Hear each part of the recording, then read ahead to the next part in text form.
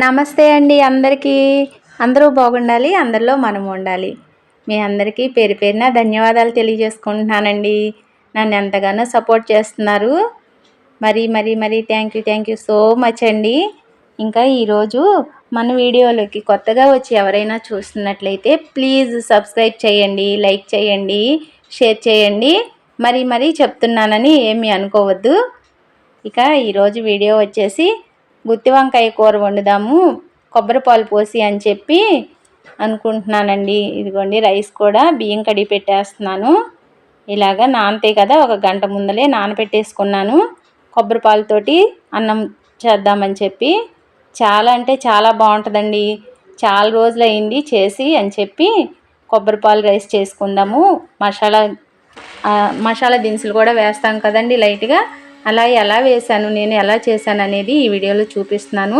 Video ఎక్కడ skip చేయకుండా చూడండి, ఫుల్గా చూడండి. వీడియో మొత్తం చూస్తేనే కదా నేను ఎలా వండాను అనేది మీకు తెలుస్తుంది. ఇంకా ఇంతలో ఇలా కొబ్బరి ముక్కలు మిక్సీలో పట్టేసుకుంటున్నానండి జార్లో. బయటికి చిందకుండా కొంచెంగా వాటర్ వేసుకోవాలి చూసుకుంటూ. ఏమంటే బయటకు వచ్చేస్తే చుట్టూ అంతా చిందిపోతాయి కదా ఈ కొబ్బరి పాలంతా. అందుకని చెప్పి నేను ఇలా చూసుకుని చేసుకున్నాను. ఇక ఇంతలో ఈ బియ్యం కడిగిన నీళ్ళు ఉన్నాయి కదండి, నానబెట్టుకున్న నీళ్ళు. బియ్యం కడిగిన నీళ్ళు కాదండి, బియ్యం నానబెట్టుకున్న నీళ్ళు ఉన్నాయి కదండి, ఆ నీళ్ళతోటే ఈ కొబ్బరి పాలలో పోసి కొబ్బరి పేస్ట్లో వేసి కొబ్బరి పాలు తీస్తున్నానండి. ఏమంటే ఆ బియ్యం కడుక్కున్న నీళ్ళు బియ్యం నానబెట్టిన నీళ్ళు అలాగే ఉంటాయి. మళ్ళీ విడిగా మనం నీళ్ళు పోసి తీస్తే అవి వేస్ట్ అయిపోతాయి కదా, ఎక్కువ పట్టవు కదా అని చెప్పి ఆ బియ్యం పైన ఉన్న నీళ్ళతోనే నేను ఈ కొబ్బరి పేస్ట్లో వేసి ఇలా కొబ్బరి పాలు తీసేసానండి. ఇలాగ ఒక వడకట్టు పెట్టేసుకుని 2 టైమ్స్గా తీసానండి. ఏమంటే కొంచెం ఉంటుంది కదా, టేస్ట్ ఉంటుందండి.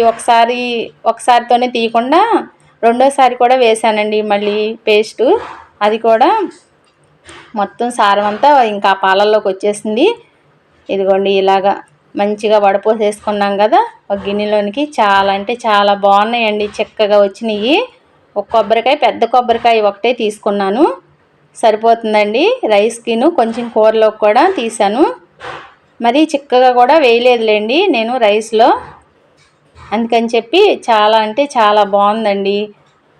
ఇలాగా విడగొట్టేసుకున్నాం కదా ఆ పేస్ట్ని, ఆ పిప్పిని, ఈ పాలని ఇంకా పక్కకు పెట్టేసేసుకొని మంచిగా కడిగేసి ఎక్కడివక్కడ పెట్టేసేస్తున్నాను కదా. ఇక ఇంతలో ఇదిగోండి ఇలాగా ఈ పిప్పి ఇలా వచ్చింది కదా, ఇది వేస్ట్ చేయనండి, మొక్కల్లో వేస్తాను. ఇక చూడండి ఎంత బాగున్నాయో పాలు. భలే రుచిగా ఉందిలేండి అసలు అన్నము కూర. చాలా అంటే చాలా బాగుందండి, చెప్పిన దానికంటే ఎక్కువగా బాగుంది. ఇదిగోండి ఇలాగ ఈ పిప్పి మొక్కల్లో వేసేస్తే మంచిగా పువ్వులు కాయలు ఇస్తాయి కదా చెట్లు. ఇంకా అందుకని చెప్పి అది పక్కన పెట్టేసేసుకున్నాను. ఇంకా ఇంతలో ఇదంతా కలిపేసుకున్నానండి రైస్లో. ఈ పాలు పోసేసాను, రైస్లో పోయలేదండి. ఇంకా ఆ పాలల్లో మసాలా దినుసులు అవి వేసేసాను, సరిపోతాయి కదా అని చెప్పి. ఇదిగోండి ఇంకా 1 గ్లాసు బియ్యానికి నేను 2 గ్లాసులు పోయినండి. 1 గ్లాసు ముప్పావు పోసానండి. ఏమంటే 2 గ్లాసులు పోస్తే ఎక్కువ శుద్ధ అయిపోతుందండి. ఈ చిక్కదనంగా ఉంటాయి కదా పాలు, దాని గురించి బాగా శుద్ధగా అయిపోతున్నట్టున్నాయని 1 పావు వంతే తగ్గించానండి. చాలా పొడిపొళ్ళాడుతా ఎంతో బాగుందండి అన్నం కూడా. ఇంక ఇప్పుడు వేస్తున్నానండి బియ్యం. ఇప్పుడు కలిపెట్టేసేసి ఇంకా స్టవ్ మీద పెట్టేసేసాను. ఇంక ఇంతలో గుత్తి వంకాయ కూర కూడా ప్రిపేర్ చేసేసుకుంటున్నాను. ఈ మసాలా దినుసులు ఇవన్నీ వేసానండి. దాల్చిన చెక్క, 2 యాలక్కాయలు, 2 లవంగాయలు, పచ్చిమిరపకాయ చీలికలుగా కోసేయమంటే కొంచెం ఘాటుగా లైట్ కారంగా ఉంటే బాగుంటుంది కదా. ఉప్పు కూడా వేసి పెట్టేసుకున్నానండి. ఇంకా దీనిలో నెయ్యి అట్లా ఏమి వేయమండి, ఎందుకంటే కొబ్బరి పాలే ఆయిల్ కదా, అందుకని చెప్పి. ఇక ఇంతలో ఈ గుత్తి వంకాయ కూర గ్రేవీకి కూడా మసాలా అది నూనెలో వేసి మగ్గ పెట్టేసుకున్నాను. చిన్న ఉల్లిపాయ 1 కోసాను, 2 పచ్చిమిరపకాయలు, 1 టమాటా, కొంచెం మసాలా దినుసులు, అల్లం పేస్ట్ కూడా చేసే ఉందండి. ఇంక ఇది కూడా చల్లారిన తర్వాత మిక్సీ పట్టేసేసాను. ఇలా మిక్సీ పట్టేసేసుకొని పక్కన పెట్టేసుకున్నానండి. ఎంత బాగుందోనండి. మనం వంకాయల్లో మసాలా కూరుస్తాం కదా, అలా కాకుండా ఈరోజు నేను ఎలా చేశానంటే చూడండి. ఇందులో కొంచెం తక్కువే వేసానండి ఆయిల్. ఏమంటే కొబ్బరి పాలల్లో ఆయిల్ ఉంటుంది కదా, పాలు పోద్దాం అనుకున్నాను కదా, అందుకని చెప్పి నేను ఆయిల్ తక్కువగానే వేశాను. ఇలా ఉల్లిపాయ వేపేసుకున్నాను సిమ్లో పెట్టేసేసి. కొంచెం లైట్గా బ్రౌన్ కలర్ వచ్చేలాగా ఒక పచ్చిమిరపకాయ కోసి ఇలాగ వేపేసుకున్నానండి. ఏమంటే మసాలాలో ఆల్రెడీ 2 పచ్చిమిర్చి వేసాను. ఇంతలో అన్నం కూడా కుక్ అయిపోయింది మంచిగా. చాలా అంటే చాలా టేస్ట్ వచ్చిందిలేండి. ఎంత బాగుందోనండి. గుత్తి వంకాయ కూర అంటేనే కూరగాయలు అన్నింటిలో కల్లా రారాజు అని చెప్తారు కదా, అలాగే పెరుగు తగ్గట్టే టేస్ట్ కూడా అంత బాగుందండి. ఇంకా ఈ మసాలా పట్టేసేసుకొని ఇదిగోండి ఇలాగ వేపేసేస్తున్నాను. సిమ్లో పెట్టేసే వేపుకోవాలండి. ఏమంటే మాడిపోతే మాడు వాసనగా వస్తుంది కదా, మంచిగా సిమ్లో పెట్టేసుకుని కుక్ చేసేసుకున్నాను. దీనిలోనే పసుపు ఉప్పు సరిపడినంత వేసేసాను. వేసేసి మంచిగా ఇలాగా తిప్పుకుంటూ కొంచెం ఫ్రై చేసుకుంటున్నాను. ఇంకా ఇంతలో వంకాయలు కూడా మంచిగా కడిగి ఒక పక్కన పెట్టేసేసుకున్నాను. గుత్తి వంకాయలు తీసుకొచ్చారు, భలే తాజాగా ఉన్నాయిలేండి కాయలు. తీసుకొచ్చిన రోజునే వండాలనిపించింది, కానీ అప్పుడు ఇంకా కూరగాయలు ఉన్నవి, అవి ముందర పాడైపోతాయని అవి త్వరగా వండేయాల్సి వచ్చింది. అందుకని 2 రోజులు టైం పట్టిందండి. ఇంకా ఇంతలో కారం కూడా వేశాను, సరిపడినంత కారం వేశాను. మసాలా దినుసులు అన్నీ దానిలో వేసేసాను కదా, ఇంకా మరింత మసాలా ఏం అవసరం లేదండి. ఇక ఇలాగా మంచిగా వాష్ చేసేసుకొని పుచ్చులు ఉన్నాయో లేవో అనుకుని చూసుకుంటూ ఇలాగ ఒక కాయని 8 ముక్కలుగా కోసానండి. ఇలా కోస్తే లోపల పుచ్చు ఏమున్నది అనేది కూడా మనకి తెలిసిపోతుంది కదా. చాలా బాగున్నాయండి, వేస్ట్ ఏం అవ్వలేదు అసలు. కాయలు చాలా తాజాగా ఉన్నాయి, లేతగా కూడా చాలా బాగున్నాయి. అదిగోండి ఇంకా ఇలా లోపల పెడతాం కదా మసాలా, అలా కాకుండా నేను ఇంకా ఇలా కోసేసి వేసేసానండి. ఆ మసాలాలోనే ఉడికేటప్పుడే వేసేసాను.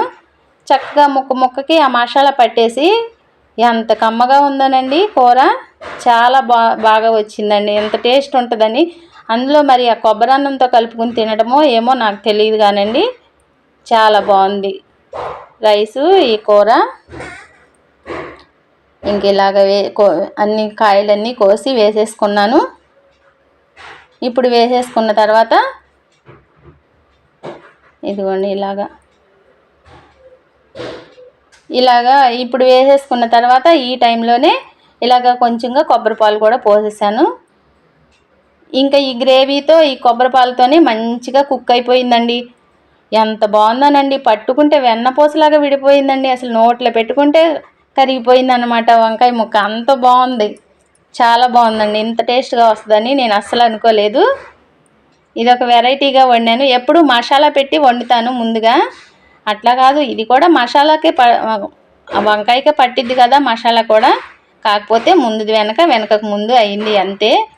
ఇదిగోండి ఇప్పుడు ఈ రైస్ మూత తీసి చూస్తే అసలు ఎంత పొడిపొడిలాడితే ఎంత బాగా వచ్చిందో చూడండి. ఇలాగా చాలా బాగుందండి రైస్ కూడా. ఈ వేడివేడి అన్నము వేడివేడి కూర వేసుకు తింటే అసలు ఎంత బాగుందోనండి. చాలా అంటే చాలా బాగుంది. మీకు కూడా కొంచెంగా షేర్ చేద్దామని చెప్పి ఇలాగ తీసాను. ఇంకా భోజనాలు చేసాము, సాయంత్రం అయిపోయిందండి.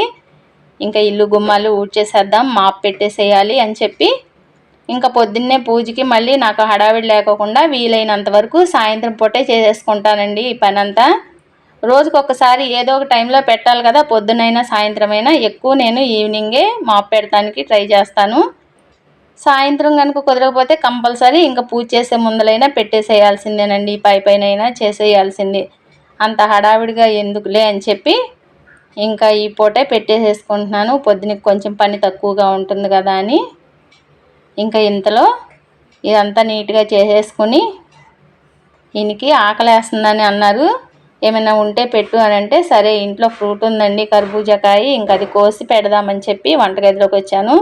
ఏమంటే కొంచెం మసాలా కూర అది తిన్నాం కదా, కడుపులో చల్లగా ఉంటుందిలే, ఇవి కూడా చలవ కదా బాడీకి అని చెప్పి పెద్ద పెద్ద కాయలు తెచ్చారండి 2. చాలా బాగున్నాయండి టేస్టు. చాలా అంటే అసలు ఎంత కమ్మగా ఉన్నాయో ఈ కాయలు, తినే కొద్దీ తినాలనిపించింది అనమాట. ఇంక ఇవి కోసి తల ఒక 4 ముక్కలు తినేసాము. ఇంక ఇంతలో నాకు భగవద్గీత క్లాసు వినేవి ఉంటాయండి. ఇక స్నానం చేసి క్లాస్ వింటా కొంచెంగా. ఇంకా ఇలాగా ఈ రోజుకి ఈ టైం ఇలా సరిపోయిందండి. ఇదే వీడియో మీకు చిన్నగా షేర్ చేద్దామని చెప్పి కొంచెంగా తీశాను. లైక్ చేయండి, షేర్ చేయండి, సబ్స్క్రైబ్ చేయండి. ఉంటానండి.